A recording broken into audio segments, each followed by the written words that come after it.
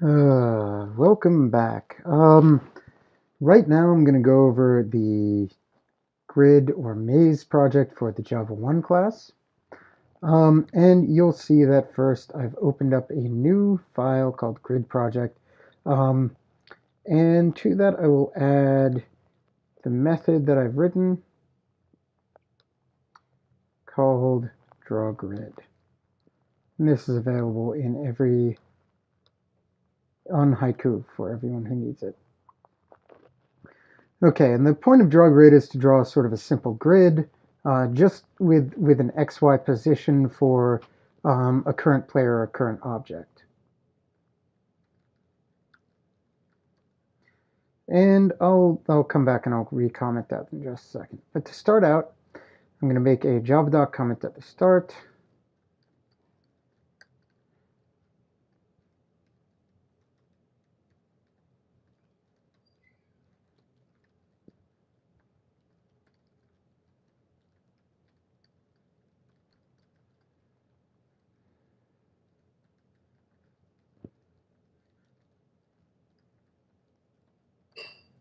Okay, so this is a game to navigate a grid. And we can see that the date, maybe 11/21/20. There we go. Okay, so now we have some stuff set up. Here's what drawGrid does. We have a parameter x, or the x position, to map, the y position to map, the width of the grid, the height of the grid, and that's all we have here. And all this does is prints out a given location on a grid. Denotes it with an X.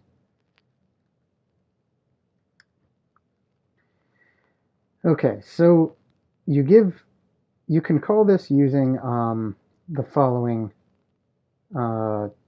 method call. And maybe I'll say 3, 3, or 3, 1, 5, 5. I run this, and you'll see that what gets printed out is a 5x5 grid with position 3, 0, 1, 2, 3, and position 1 down. That's my location, 3, 1. Okay, so to start this project out, I'm going to make a couple variables.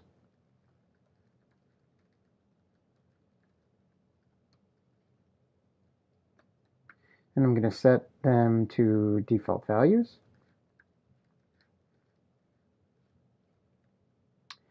And then I'm going to say, okay, well, maybe I'll have a square grid. You don't have to have a square grid.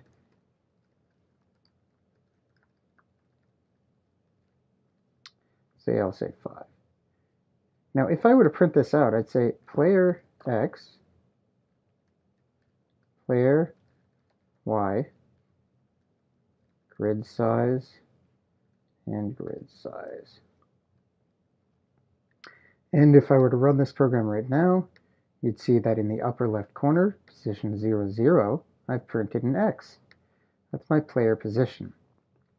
So if you have this, anytime you update your player, you'll get a new grid, or a new location on the grid. Now, if I want to print out this grid twice, this grid doesn't auto-update in the sense that, if I change it, I'm going to be scrolling down and I'm going to get a completely new grid. So if I copy this and I paste it again, you'll notice that the first up top I have one grid, but then below it I have an identical grid because nothing's changed. This just prints out a full grid. It doesn't overwrite the first one, it's just printing to the console. And so what that means is that you can print out a series of these. You could print out only one, but the way that you're going to be able to test your program, or test to see if you're moving your character correctly, is by calling this method like so a few times whenever you want it. And then you look, the first one represents the first time I called it, the second one is the second time I called it. So for instance, if I change something in here, if I just change the player X coordinate by 1, you'll notice the first one stays the same, but the second one, well, the player X position is moved over. If I say player X plus equals 10, plus equals 3. So I'm increasing the value of player X by 3, so it's 0, so it'll become 3. We'll see that it's at position 3, 0. Okay, so now that we have this, let's see what we could do with it. So I'll print out a standard thing right there. So I'll say,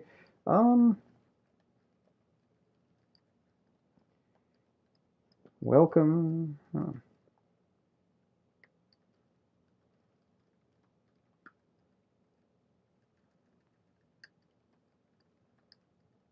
Welcome to Grid World. And then I'll be starting to take some input, so I'll need a scanner.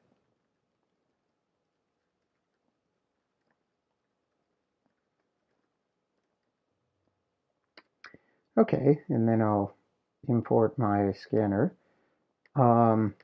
scanner class. And now I'm going to have some integer for input. Input integer player, let's say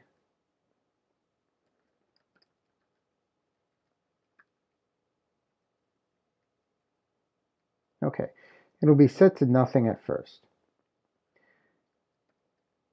I'm also going to want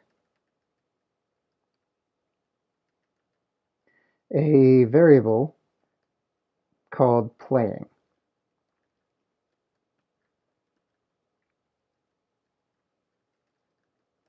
And I'll show you the utility of this in just a moment.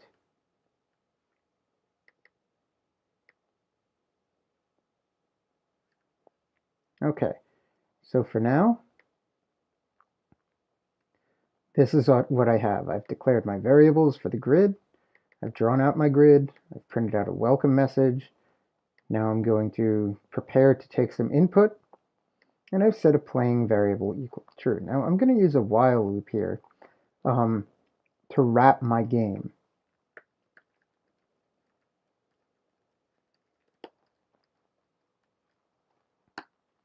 Okay, so what I've done here is I've made a game loop. It'll be an infinite loop until I decide to quit.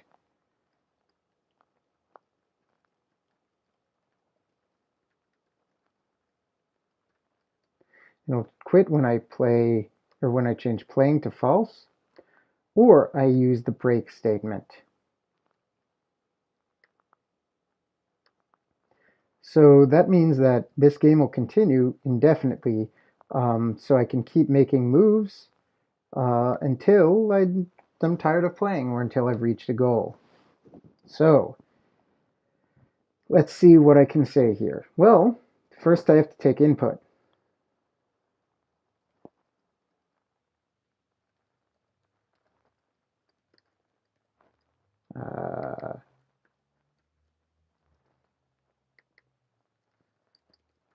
So I've set the player choice to be input.nextInt. And I can say, oh, well, here I could have some loop.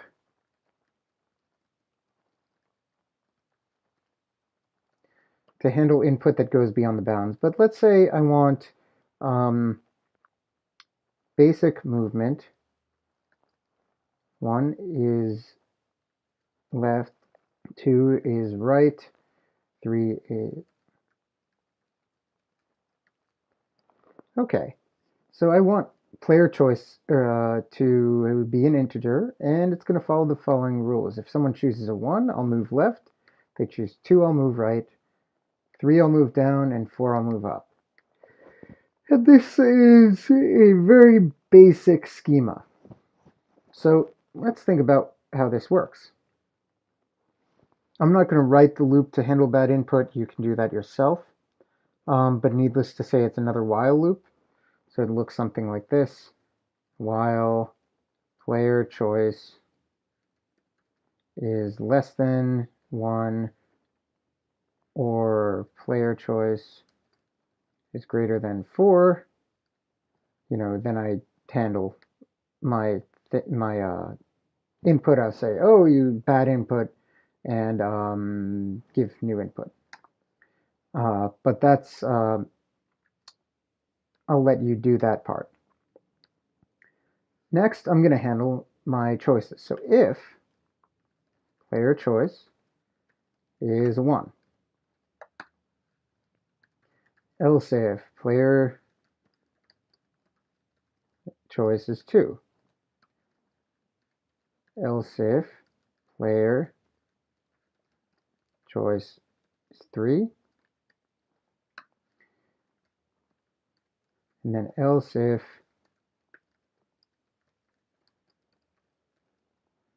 is 4. And else, we might as well add an else. And this is another way to handle the data, or handle bad data.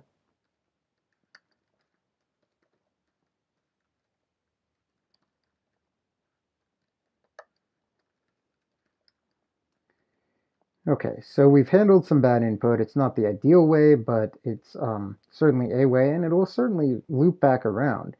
But the way I'm going to construct this, it's going to be doing some stuff down here. Maybe checking my map out. And for now, I want to do something like this. Well, here I could just say player x minus minus, right? I want to reduce my player x value. That moves me left. Here, moving right, I want to increase by 1 to the right. And I could do this minus minus or minus equals 5. I could reduce by 5 or just reduce by 1.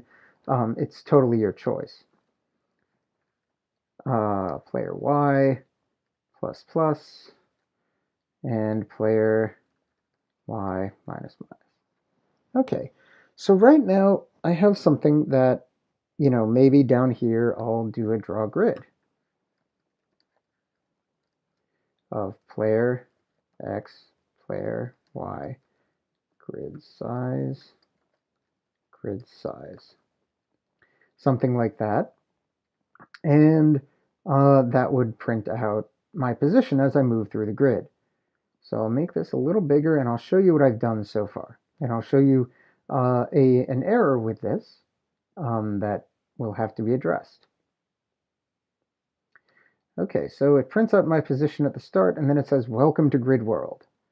Now I haven't prompted for input, which you totally should do. But I'm going to say here, okay, well, I know I'm looking for input, so I'm going to say, oh, I'll move it 2. I'll move to the right one. And I'll see, oh, I've moved to the right 1. Okay, well, now I'm looking for more input, so maybe I'll move to the right again. Oh, I've moved to the right again. Maybe I'll move 3 down. Ah, I've moved down 3. I'm in the middle. Great. 4. Ah, I've moved back up. 4, moved back up. 4. Huh! I'm off the grid. So this is a problem. Most of the time, you're not going to want someone to move off the grid. And in fact, right now, that's a requirement that you keep them on the grid. Now, there are a few ways to handle this. The first way to handle, and right now this will run forever, so I'll stop.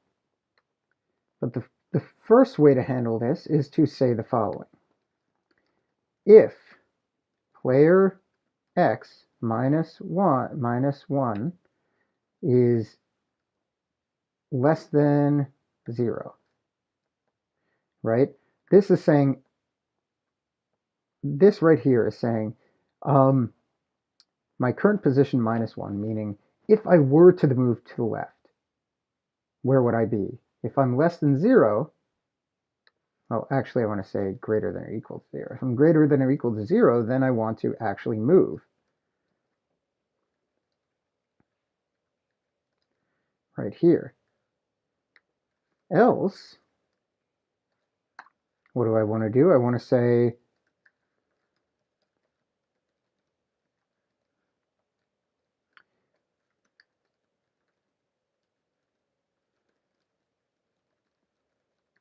you're about to go out of bounds, or something devious and sinister if you prefer. So you can see, obviously, well, let's try this out. Welcome to Gridworld. Let's move left. You're about to go out of bounds, and it doesn't let me go out of bounds. I don't end up taking this movement because I run the else statement instead. And again, if I, 2, okay, 1, back to there, 1, you're about to go out of bounds, you're about to, no matter how many times I do this, it'll give me that warning. So let's think about, okay, so I could do this for all of these things, all of these inputs. I could say if player, for instance, here might be if player x plus 1 is greater than or is less than or equal to or less than grid size. Because I don't want to go off the edge the other way.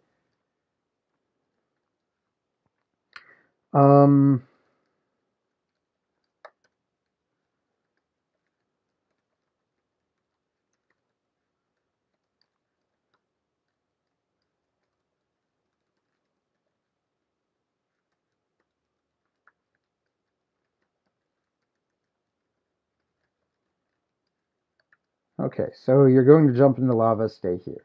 Something like that.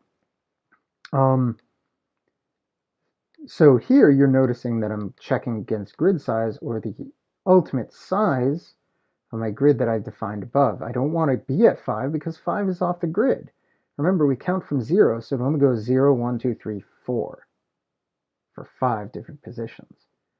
So I check less than grid size, and then I'll increase, etc., etc. And I can do the same for y down here in these two spots. Now let's look at some potential games I could play here.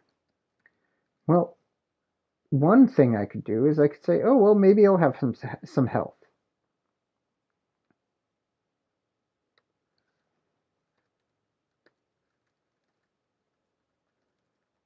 Maybe I'll have health 5. And if I happen to lose it all, I die. So for instance, maybe I'll say, if player X is 3 and player Y is 2, if I ever hit 3, 2,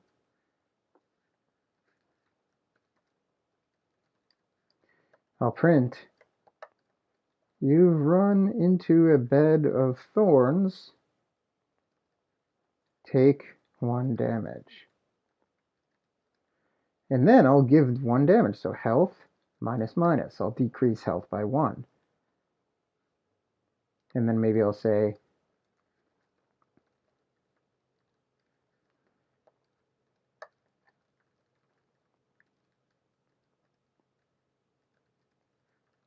something like that. And every time they hit that position, they'll take some health damage. And you could print out this information every time, every loop, etc. at the top.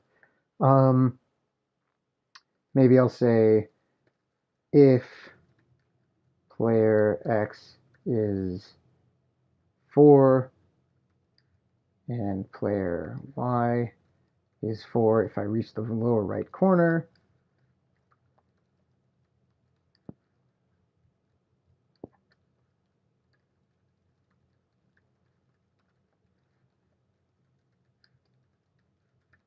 You reach the end of the maze, you win, and then I'll break.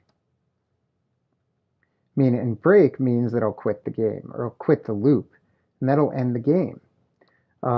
Another thing I could say is, okay, well, if health is 0,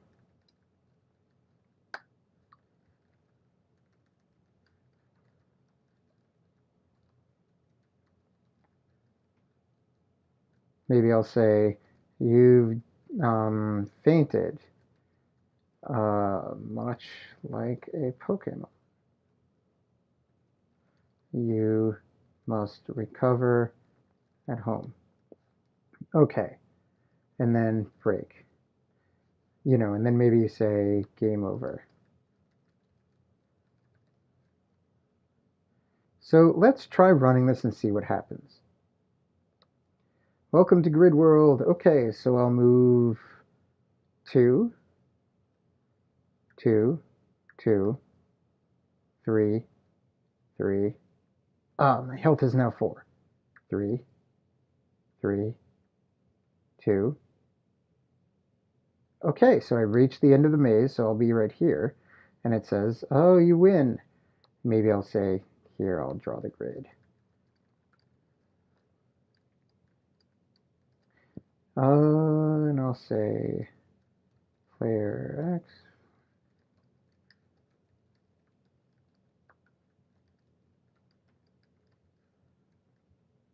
Okay, and that would draw the grid there. But I reached the end of the maze, so I won, and the game ended.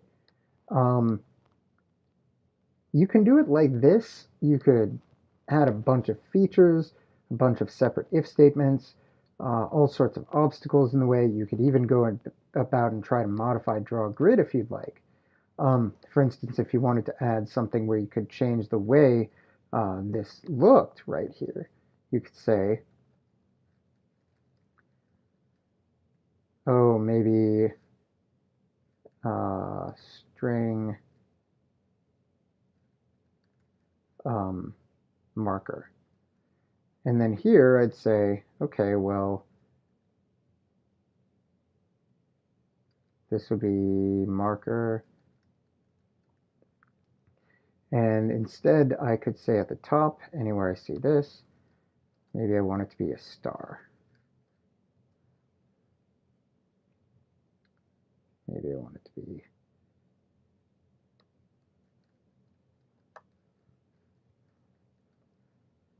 and you could see if you could figure out how to implement this with a with an array. I have an array video up, and technically you could pass through an array into this instead with a bunch of different positions. So here instead I have a star there, and I could change that as I move along. There's a better way to do that, but I'll let you figure that out. So there, it'll be a star every time I move. So that's sort of an overview of how to do this project.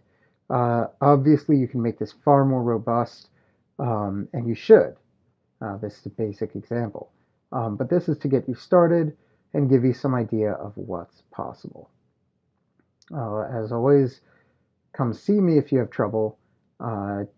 Projects that don't run get a lot less credit. Your reflection is very important, and so is your planning, so please bring those in as well. This is due on December 2nd, I believe, which is a Friday.